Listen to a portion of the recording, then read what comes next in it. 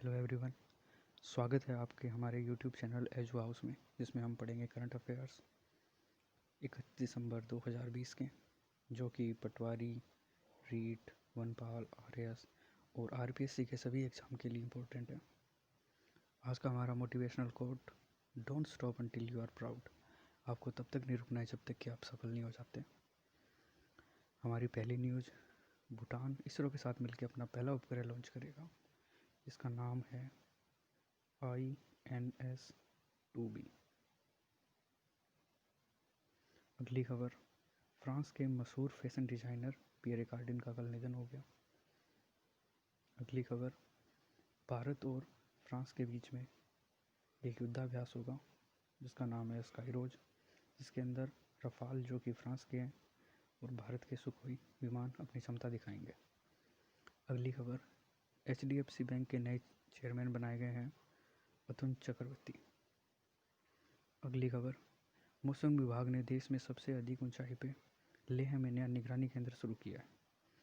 यह करीब 3500 मीटर की ऊंचाई पर स्थित होगा। असम विधानसभा ने बुधवार को राज्य में सरकारी मदरसों को खत्म कर उन्हें स्कूल में बदलने के लिए बिल पास किया है। अगली खबर, 8वीं बार UNSC का अस्थायी सदस्य बनेगा भारत, और अगस्त में 1 महीने के लिए भारत होगा संयुक्त राष्ट्र सुरक्षा परिषद का अध्यक्ष। भारत को सबसे पहले 1950 और 51 में UNSC का अस्थायी सदस्य बनाया गया था। UNSC के 5 स्थायी सदस्य हैं, अमेरिका, रूस, ब्रिटेन, फ्रांस और चीन, जिसके अंदर 4 अमेरिका, रूस, ब्रिटेन और फ्रांस भारत को स्थायी सदस्य बनाने के लिए इच्छुक हैं। पर जैसे कि पता है आपको, हमारा एक और पड़ोसी देश चाइना भारत को स्थायी सदस्य बनाने के लिए समर्थन नहीं कर रहा है। अगली खबर, कोरोना काल में एक अच्छी खबर कि कोरोना काल में बेहतर काम करने के लिए बिहार को डिजिटल इंडिया पुरस्कार दिया गया है। यह पुरस्कार IT मंत्रालय के तहत राष्ट्रीय सूचना विज्ञान केंद्र NIC की ओर से प्रत्येक 2 साल पर पुरस्कार दिया जाता है।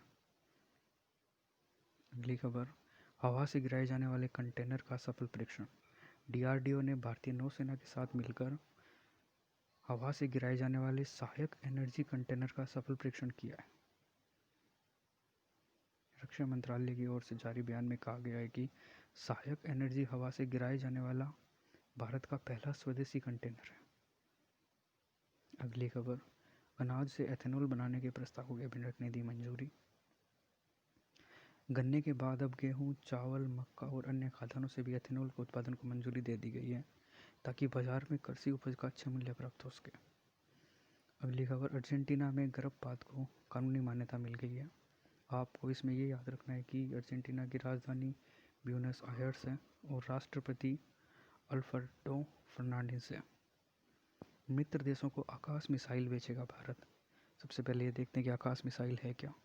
यह सतह से हवा में मार करने वाली मिसाइल है, जिसको सरकार अपने पड़ोसी देशों को बेचने का प्लान कर रही है। और अब इतिहास में आज के दिन क्या क्या हुआ। सबसे पहले आज के दिन 31 दिसंबर 1599 में ईस्ट इंडिया कंपनी की स्थापना हुई थी, और इस चार्टर पर इंग्लैंड की तत्कालिक महारानी एलिजाबेथ प्रथम ने हस्ताक्षर किए थे, और सर थॉमस स्मिथ इसके पहले गवर्नर बने थे। शुरुआत में इसका उद्देश्य सिर्फ भारतीय महाद्वीप में व्यापार करना था। और आज के दिन कांग्रेस के लाहौर अधिवेशन में पारित हुआ था पूर्ण स्वराज का प्रस्ताव। 1929 में आज के दिन अविभाजित भारत के लाहौर में कांग्रेस के अधिवेशन का आयोजन हुआ था, और इसमें पूर्ण स्वराज का प्रस्ताव पारित हुआ। जवाहरलाल नेहरू अधिवेशन के अध्यक्ष चुने गए। मध्य रात्रि को रावी नदी के तट पर तिरंगा झंडा फहराया गया। और आज ही के दिन VP मेनन साहब का निधन हुआ था। अब जानते हैं VP मेनन साहब कौन थे। आज़ादी के बाद देश की 565 रियासतों और रजवाड़ों के विलय में सरकार पटेल के साथ भारत के तत्कालिक सलाहकार VP मेनन की अहम भूमिका थी। सभी रियासतों को साथ लाना मुश्किल काम था। जोधपुर, बीकानेर, जूनागढ़, अहमदाबाद जैसी रियासतें उनमें से प्रमुख थीं। विलय के विवाद पर जोधपुर के महाराजा हनवंत सिंह ने मेनन पर पिस्तौल तान दी थी। Thank you for watching our video. Please like, share and comment.